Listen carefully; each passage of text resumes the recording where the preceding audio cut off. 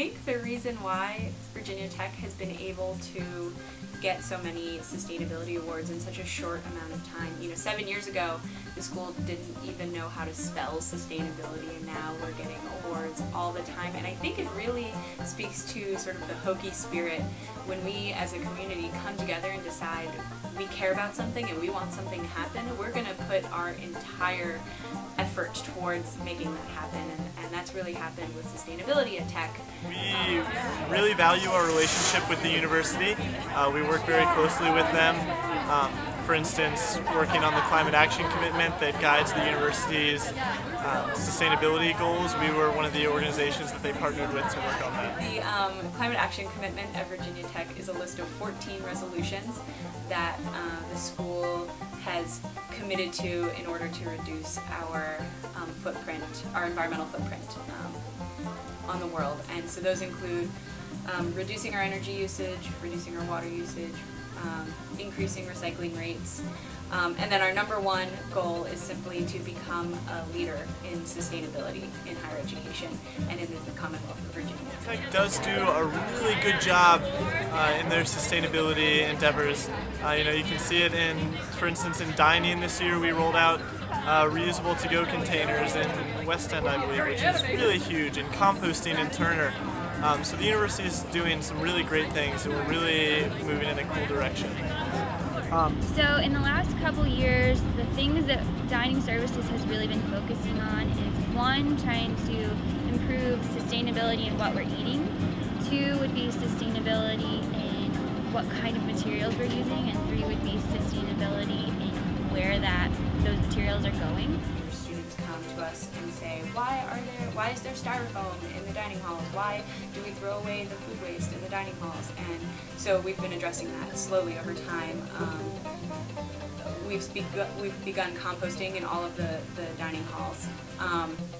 And you'll see if you go to Turner Place, there are waste stations that allow you to actually sort your own garbage into compost, recycling, and landfill. The STARS program was created I think it was about 2009, and Tech was a charter member, and we actually submitted all of our data for a STARS rating back in August of 2011. And our score, out of a possible 100 points, our score put us in the upper echelon of what we call the silver band. We had a score of about 62 points. It represented the highest total of any college or university in the Commonwealth of Virginia, and basically it's third in all the Atlantic Coast Conference schools. One of the key parts of the climate action commitment was that henceforth all buildings will be LEED certified at silver or better, and in all cases that's been the case. So we're really proud of it. So some of the places that we've improved on the climate action commitment, we've done a lot of work with energy efficiency, and a lot of work is in the pipeline right now.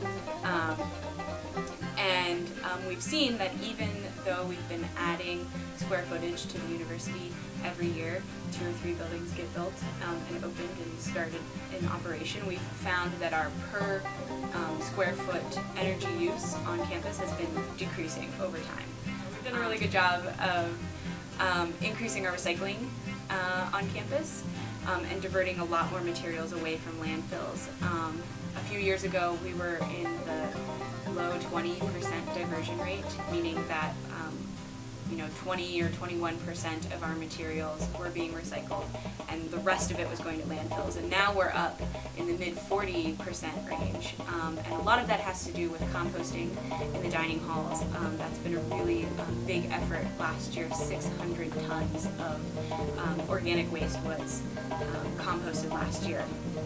Our mission is to, obviously we are competing in like I said, the eco-career competition, so our mission is to do very well in that. But for the competition, we have 5 main technical goals, and those are to reduce petroleum energy usage and greenhouse gas emissions, all while maintaining performance, consumer acceptability, and safety.